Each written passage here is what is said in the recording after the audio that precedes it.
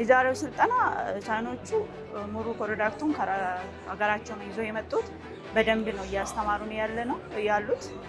በጣም ትምህርት አገኝተንበታል። It's the fourth time we came to Ethiopia to teach the Chinese lacquer art. በፊታችን እንግዲህ የማቹስ ዲቦራ በዓል እናከብራለን። ዓለም አቀፍ የዳውን ሲንድሮም ቀን እናከብራለን ማለት ነው። ይህን አስመልክቶ ደግሞ እንግዲህ ከቻይና ሀገር መጥተው ለእኛ ትሬኒንግ እየሰጡ የሚገኙ አሉ ማለት ነው። The Chinese lacquer art can cooperate with the Ethiopia's coffee cup and it can melt very good. ስልጠና ተኮሩ የእጅ ስራ ነው። የእጅ ስራ ሲባል በእጅ የሚሰራ እቃ ምናምን ነገሮች በእጅ እንሰራለን ማለት ነው። ክርስ እየሰራ እየገባን ነው የሰነጠቁት ማለት ነው። We operate a new strategy is 1+2+1, and this is a group. The first one means Dongseju kids, and two means two teachers in Dibra school, and the last one is Mr. Chen. And this group, every group will make 50 work.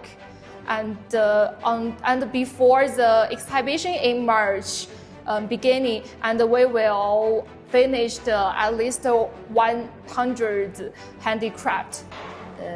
እነሱ ደግሞ የሚያሳየው እንግዲህ በቻይና ሀገር የሚገኝ ይሄ ካልቸር ነው ማለት ነው።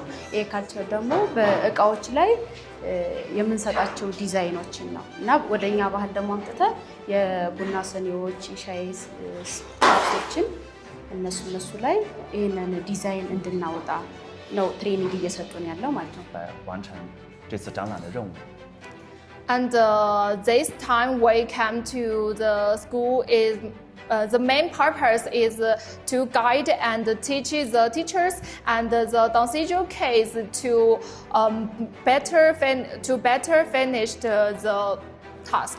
እኛ ተምሬ ፕሮዳክቱን ብናገኝ ለኢትዮጵያ በጣም አስፈላጊ ነገር ነው። ሞር ደግሞ ለልጆቻችን እኛ ተምሬ ልጆቻችን ብናስተምራቸው ገቢ ያገኙበታል፣ ራሳቸውን ያስተዳደሩበታል ብለን እናስባለን። ይህ እንግዲህ ጥቅሙ ምንድነው? ልጆቻችን እንደሚታወቁ ዳውን ሲንድሮም ጋር የሚወለዱ ልጆች ናቸው ማለት ነው እና ሞር ደግሞ ይሄ ከእጅ ጥበብ ጋር የተገናኘ ነገር እነሱን ይስባቸዋል። ስልጠናው በጣም አሪፍ ነው፣ አስተማሪ ነው፣ የሚያበረታታ ደስ የሚል አይነት ነገር ነው። We will have a plan to work with the Dibra Foundation. We will build an exhibition in 2026 March.